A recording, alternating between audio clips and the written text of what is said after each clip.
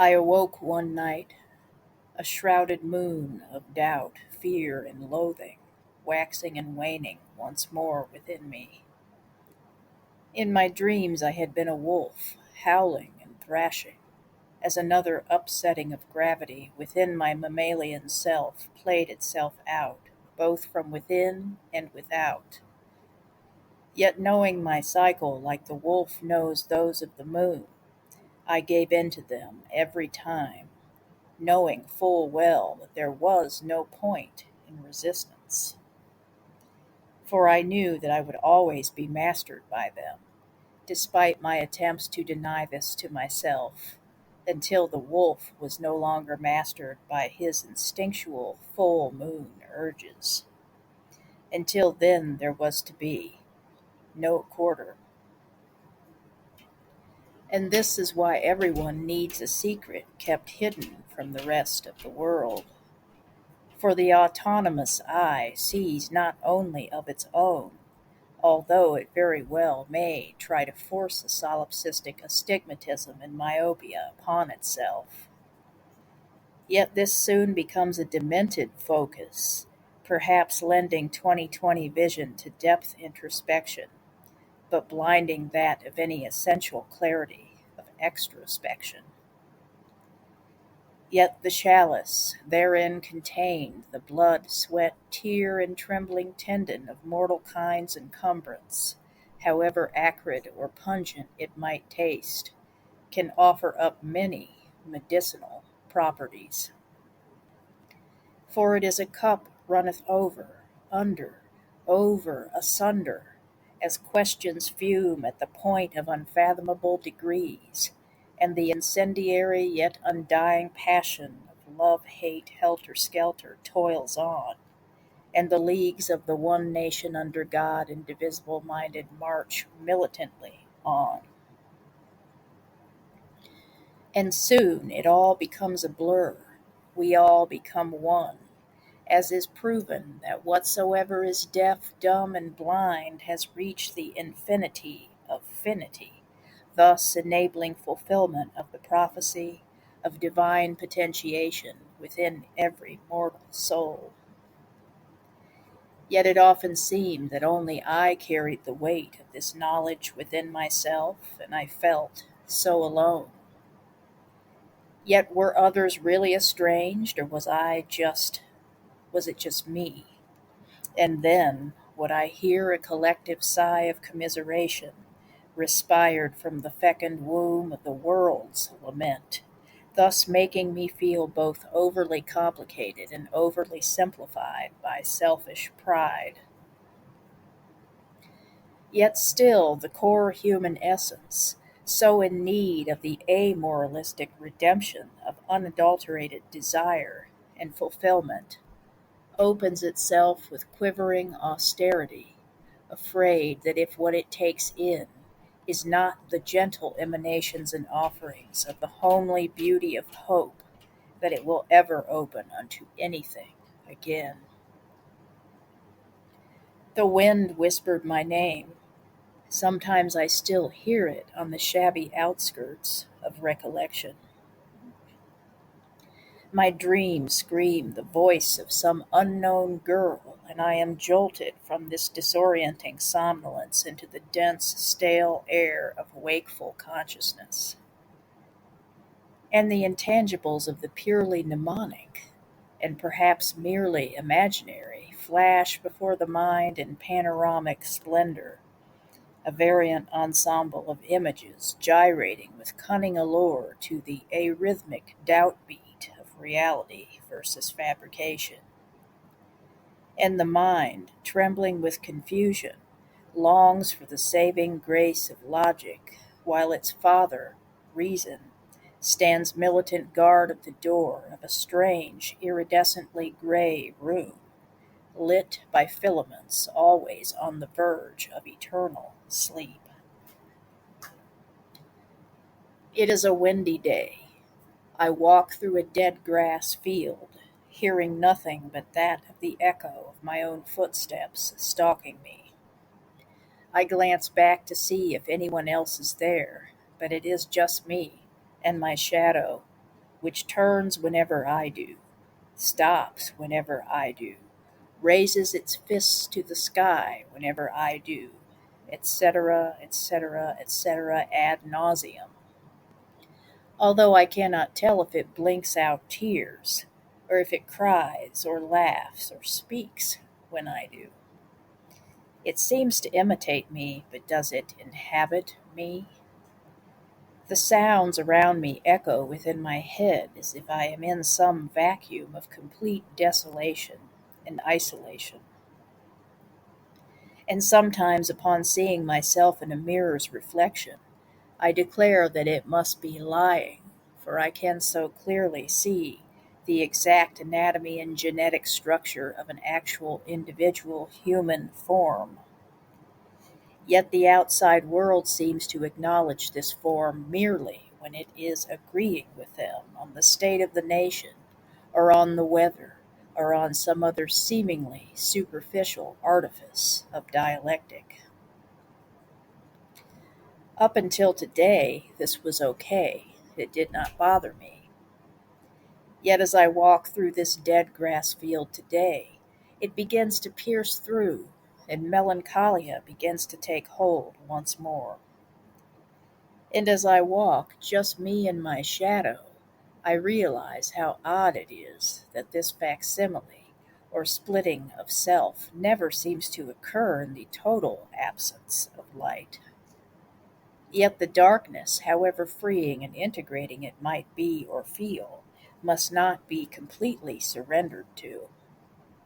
For refraction and reflection are the only means by which our sins might be fully revealed, and in this exposure find true repentance and absolution. And if I failed to do this, someday even my own shadow would abandon me in its flattering mockery. Yet I wondered exactly how much light one must let into themselves before one could see enough to be blind.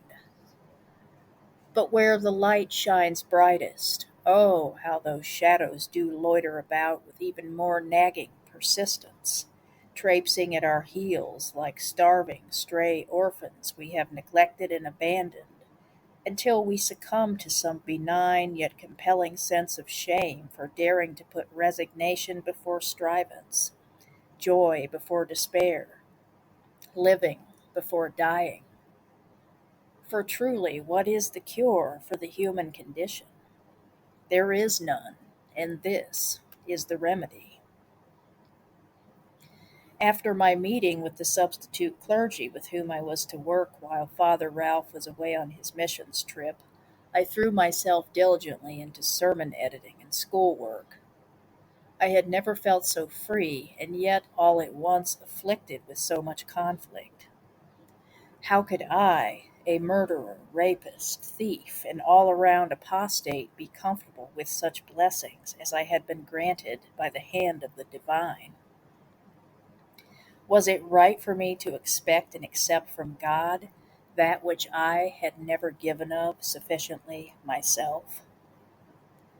Yet oftentimes the human need for love and deeper understanding supersedes our grasp of the common wisdom that one must first give if they are to rightfully receive. And so was my soul petrified, and my outward countenance, I would imagine, even harder still. For although I may have mastered the art of disingenuity and incongruence during my darker days enough to present a reverent, even pious image to the parishioners, I always felt on the verge of being found out. For no doubt, after all these years of naturalistic living, I had collected enough seed for the sowing of boundlessly self-perpetuating groves of oleander, whose flora might indeed be exquisite to the eye, but whose tonic was lethal to the system. And oftentimes I wondered why our Creator did not just go back to the sculpting of landscapes with his fabled clay.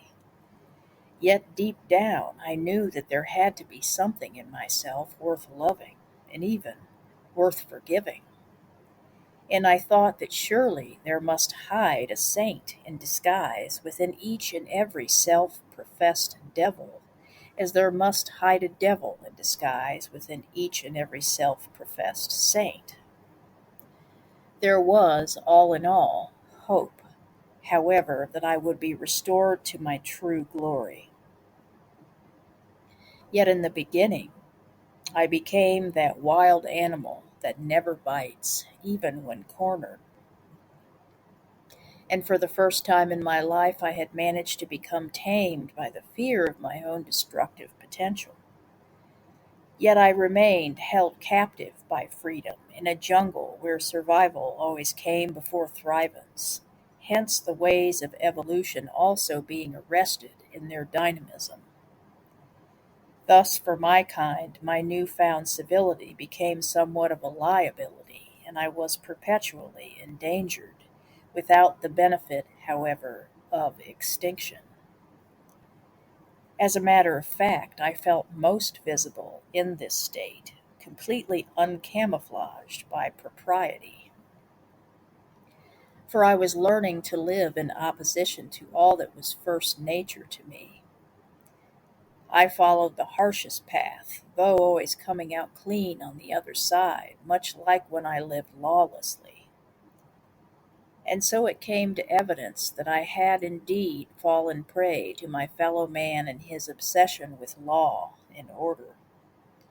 I had allowed myself to bow to the temptations of convenience and common impulse, and thus felt, albeit more acknowledged by others, more estranged from myself. For conformity had indeed bred within me all that I had always known it would, which was why I had avoided it so diligently and so craftily in the first place.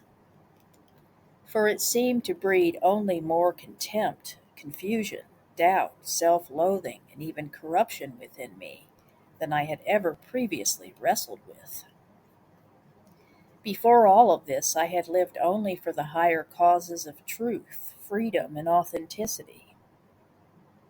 For I believed that it was unity first within the self which brought true honor and was the only righteous and effective solution for the ills of any society. For my deeds may not have been morally sound, but at least, I figured, they were honest in their coarseness of naturality. And I had always intuited that truth should exist for its own sake, even within the individual. For I did not wish to exist merely for causes which had already been won, to have to then also answer to death and to God of my meager, ignoble triumphs and inutile redundancies.